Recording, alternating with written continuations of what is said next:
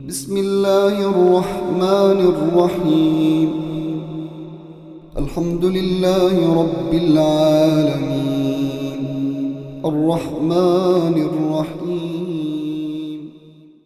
বুজুর্গ সকল দোস্ত সকল কিয় লাগে মাদ্ৰাসাৰ শিক্ষা মহতৰম দোস্ত বুজুৰ্গ আপোনালোকে জানে গোটেই আৰব মালিকৰ ভিতৰত আমাৰ নবী আকৰাম ৰাসূল মুকাৰৰম সাল্লাল্লাহু আলাইহি সাল্লামৰ দৰে এতিম কোনো নাছিল হয় না কথাটো ভাই আল্লাহৰ নবী এতিম আছিল গৰীব আছিল নবীজীৰ পৈতৃক সম্পত্তি মাত্ৰ 4টা উট আছিল কি আছিল 4টা উট মোৰ বন্ধুসকল সেই সময়ত আৰবৰ গোটেইখিনি আৰব মালিকৰ ভিতৰত মা খাদিজাতুল কুবৰা ৰাদিয়াল্লাহু তাআলা আনহাৰ দৰে সম্পত্তি আৰবৰ কাৰণ আছিলে মা খাদিজাৰ সম্পত্তি আছিল না ভাই আপোনালোক বহুতে ইতিহাস ষ্টাডি কৰিছে তাৰিখ পঢ়িছে মা খাদিজাৰ বহুত সম্পত্তি আছিলে মা খাদিজাতুল কুবৰা ৰাদিয়াল্লাহু তাআলা আনহাই এজন গোলাম তাৰ নাম আছিল মাইছাৰা কি নাম মাইছাৰা গোলামজন ইহুদি আছিলে এই ঘটনাটো লিখিছে কিতাব জাদুল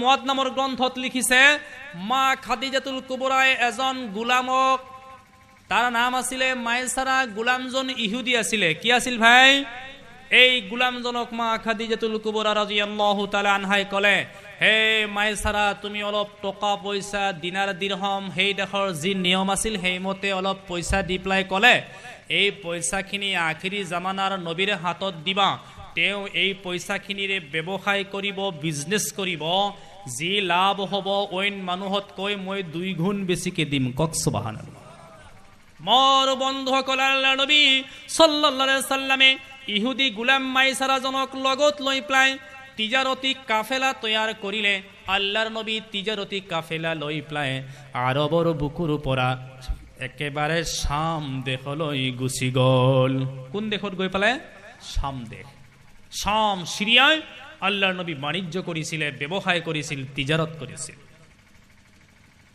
মোৰ বন্ধুসকল এক সপ্তাহ 10 দিন পাৰ হৈ যোৱাৰ পিছত এই তিজাৰতি কাফেলা এইবাৰ মুলকে শাম আৰু সিৰিয়াৰ পৰা মক্কা শৰীফত আহিব তিজাৰত হেক এতিয়া ঘৰত আহিব ক'ত আহিব ঘৰত ইতিমধ্যে এই গোলাম মাইছাৰা যিজন ইহুদি আছিলে নবীজীৰ লগত পঠিয়াইছিল মা খাদিজাতুল কুবৰা গোলাম মাইছাৰাই ক'বলৈ ধৰিলে হে মুহাম্মদ সাল্লাল্লাহু আপুনি এই গছজোপাৰ তলত অকমান অপেক্ষা কৰক মই মোৰ এজন ইহুদি ভাইৰ লগত অলপ সাক্ষাৎ কৰি আহো দেখা দিয়া আহো আমাৰ কেতিয়াবা এনেকুৱা হয় না নাই ভাই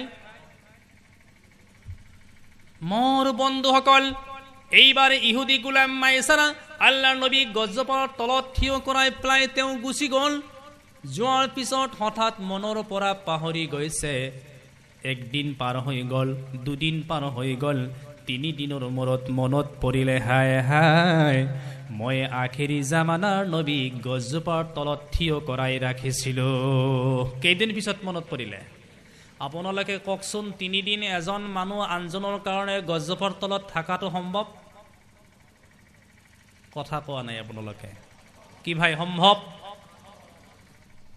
আমি নাথাকো আপাতত 5 ঘণ্টাও নাথাকো গছজোপাৰ তলত মোৰ বন্ধুসকল এইবাৰ গোলাম মাইছাৰাই মনে মনে ভাবিলে হায় আখিৰি জামানাৰ নবীক মই গছজোপাৰ তলত থিয় কৰাই প্লাই আহিলো নিশ্চয় মোৰ নিচিনা এজন ইহুদি গোলামৰ কাৰণে বিশ্বনবী 3 দিন অপেক্ষা কেতিয়াও নকৰে এই কথাটো মনে মনে ভাবি প্লাই তেওঁ কি কৰিলে দৌৰিবলৈ ধৰিলে তথাপি গোলাম মাইছাৰাই মনে মনে ভাবিলে নবী যদিও গুচি যায় তথাপি মই চাব লাগিব হসাকৈয়ে গৈছে নে আছে মোৰ বন্ধুসকল কিতাব জাদুল মুআদত লিখিছে গোলাম মাইছাৰাই দৌৰিবলৈ ধৰিলে দৌৰি গৈ প্লাই একেবাৰে যেতিয়া গছজোপাৰ ওচৰ চাপিলে দেখা পালে আখিৰি জামানাৰ নবী এতিয়ালৈ গোলাম মাইছাৰাৰ কাৰণে গছজোপাৰ তলত অপেক্ষা কৰিছে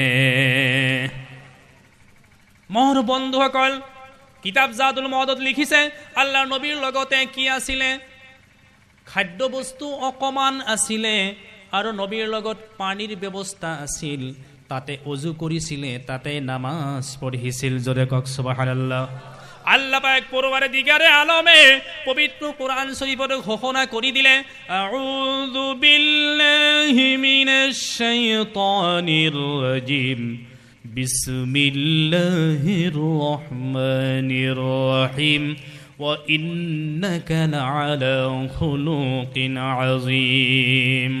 আল্লাহ ঘোষণা কৰি দিলে, হে নবী মুহাম্মদ সাল্লাল্লাহু আলাইহি সাল্লাম, আপোনাক মই গোটেই পৃথিৱী গোটেই সৃষ্টি জীৱৰ ভিতৰত আপোনাক মই শ্ৰেষ্ঠ কৰি সৃষ্টি কৰিছো। জোৰে জোৰে কওক সুবহানাল্লাহ। মোৰ বন্ধুসকল, এইবাৰ গোলাম মাইছাৰা যেতিয়া দেখা পালে এজন বিশ্ব নবী হৈ প্ৰায় মোৰ নিচিনা গোলামৰ কাৰণে 3 দিন অপেক্ষা কৰিলে, গোলাম মাইছাৰাই আপনি ক'বলৈ ধৰিলে, লা ইলাহা ইল্লাল্লাহু মুহাম্মাদুৰ ৰাসূলুল্লাহ। জোৰে জোৰে কওক সাল্লাল্লাহু আলাইহি ওয়াসাল্লাম।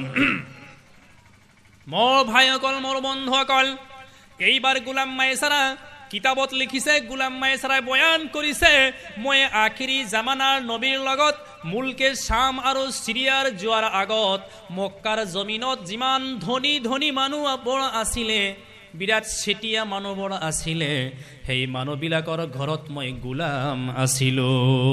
মুলকে শাম সিৰিয়ত যোৱাৰ আগত কাৰ গোলাম আছিল? মক্কাৰ ধনী মানুহৰ গোলাম আছিলে।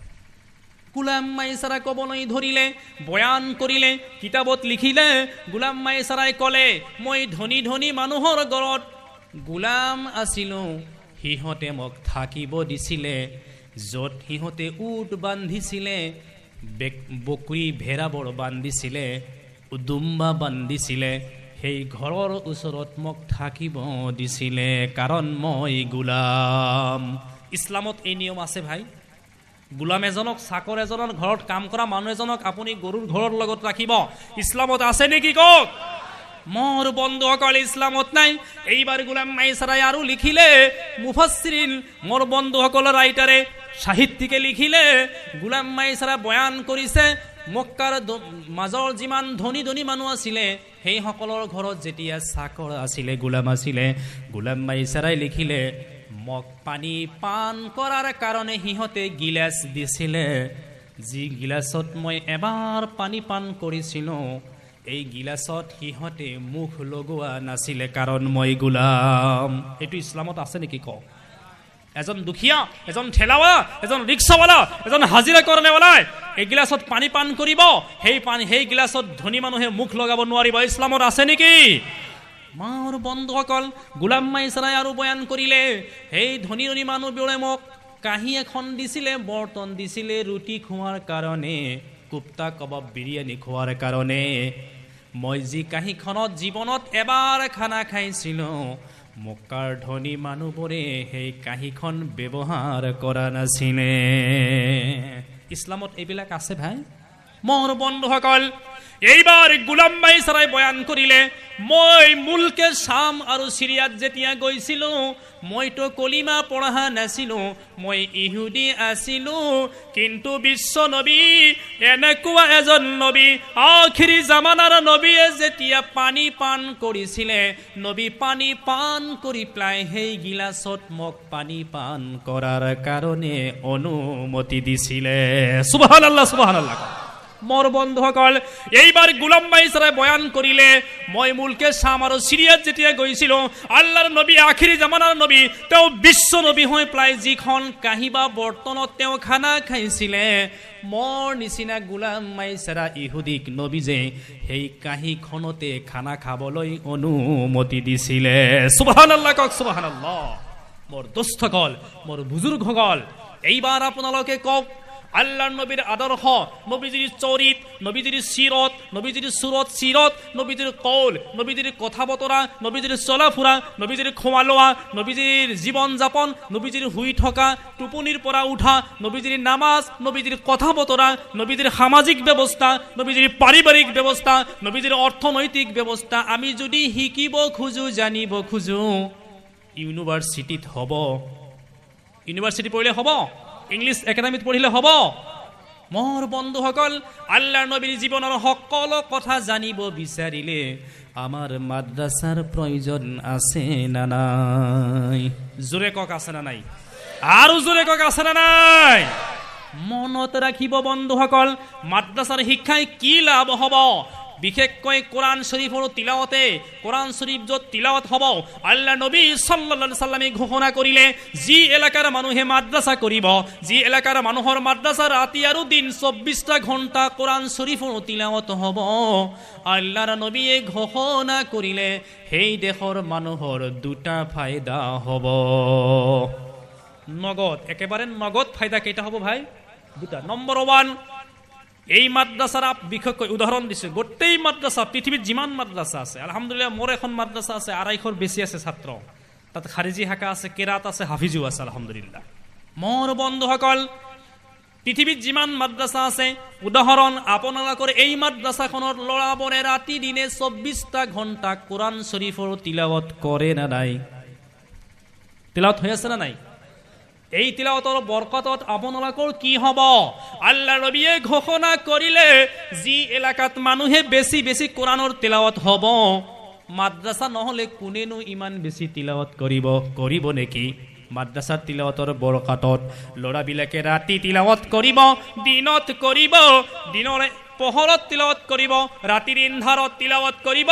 মোৰ বন্ধুসকল, বিশ্বনবীয়ে ঘোষণা কৰিলে এই মাদ্ৰাসাৰ ল'ৰাবোৰৰ তিলাওয়াতৰ বৰকতত আল্লাহ ৰব্বুল আলামিন এই এলাকাত যিমান কবৰস্থান আছে আৰ মুৰ্দা আছে কবৰৰ ভিতৰত, ৰব্বুল আলামিন মাদ্ৰাসাৰ ল'ৰাবিলাকৰ তিলাওয়াতৰ বৰকতত অসংখ্য মুৰ্দিকানক আল্লাহ 24 ঘণ্টাৰ ভিতৰত ক্ষমা কৰি দিব।